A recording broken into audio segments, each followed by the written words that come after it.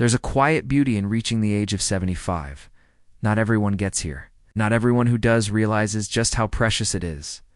At 75, the world feels different. Time stretches in softer ways. Memories feel closer than they've ever been. And in the mirror, we see the story of our lives etched gently across our skin. But in the midst of all these changes, there's something remarkable, something truly rare that many people don't notice until it's almost gone.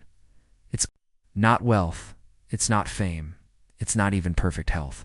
It's this, the ability to stay curious, engaged, and deeply alive inside, even when the body slows down.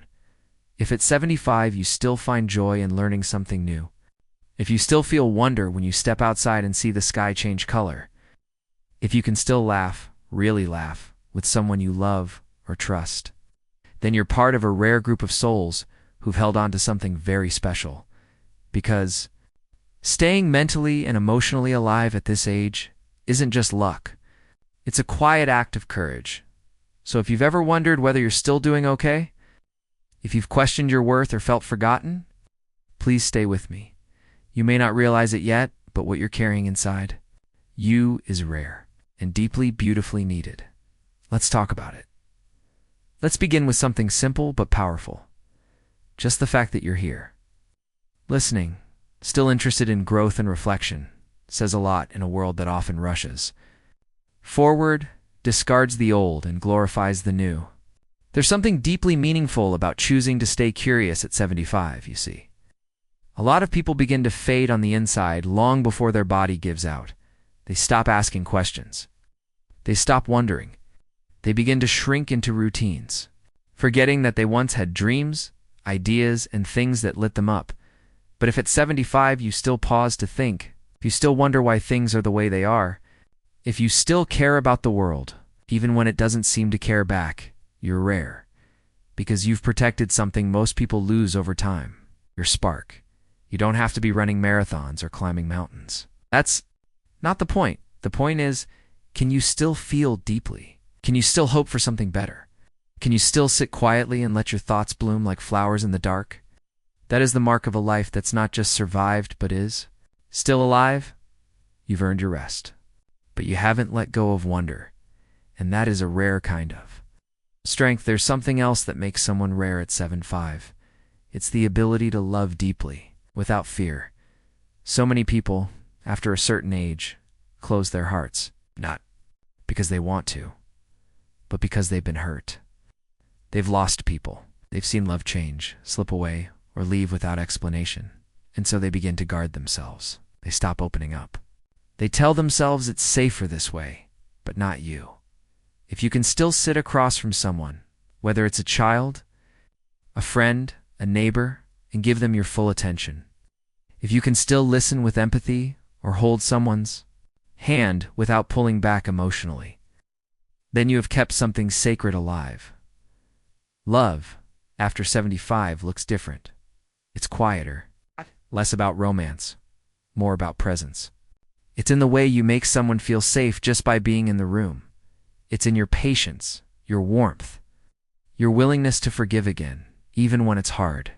If you can still trust, still feel joy for someone else's happiness, still cry when you hear a story that touches your heart, then you are rare, because the world hardens most people. But you've softened. That's not weakness. That's grace. Now let's talk about something physical, because being rare at 75 isn't just about what's in the heart or mind. It's also about how you treat your body. If you can still walk with balance, rise from a chair without help, reach for a cup, tie your own shoes, or even stand for a few minutes without needing to sit, you are more resilient than you may realize. Mobility, flexibility, strength. They don't just go because of age. They fade because we stop using them, or because life throws challenges that make us give up. But if you've kept moving, even slowly, even painfully, you've chosen to stay connected to life in a powerful way. Maybe you still stretch your arms out each morning. Maybe you still take small walks. Maybe you dance a little in the kitchen while the kettle boils. These are not small things. These are signs that you still honor your body, even if it's changed, even if it aches, Even if you've had surgeries or setbacks, you haven't given up on the home you live in your body. And that choice, made quietly every day, makes you part of a rare group of people who still believe in trying. That's strength. That's wisdom in motion. But perhaps the rarest gift of all, 75, is the willingness to let go. Letting go of old grudges, of past mistakes, things you cannot change. So many carry the weight of decades' regrets that still sting people. Who never said sorry, chances they didn't take. And that weight, it steals our joy. Right. It poisons our rest. But if you've learned to release some of that, if you've learned to breathe through the pain instead of holding it tight, if you can look at your life and say, I did the best I could, even if it wasn't perfect, then you've stepped into a rare kind of freedom, forgiveness. Especially, self-forgiveness is one of the hardest things to give. And yet, it's what brings the most peace. If you've learned to stop blaming yourself for what you didn't know back then, if you've accepted the flaws in your story, and still found meaning in the pages, then you are truly rare, because letting go isn't giving up. It's choosing peace over perfection. And at 75, peace is the most beautiful gift you can carry forward. So let me leave you with this. If you are still curious, still kind, still moving, and still growing, you are already doing more than most. You are part of a rare group of souls who have not let time steal their light, who still choose love, presence, and hope, even after all they've seen. You don't need to prove anything. You don't need to chase youth. You don't need to compare yourself to what you were 30 years ago. The person you are now weathered. Wise and wonderfully human is enough. More than enough. So the next time you question your value, it's the next time you wonder whether you're still doing okay. Remember this. If you can still feel, still laugh, still care. If you can still offer a gentle word or smile at a stranger.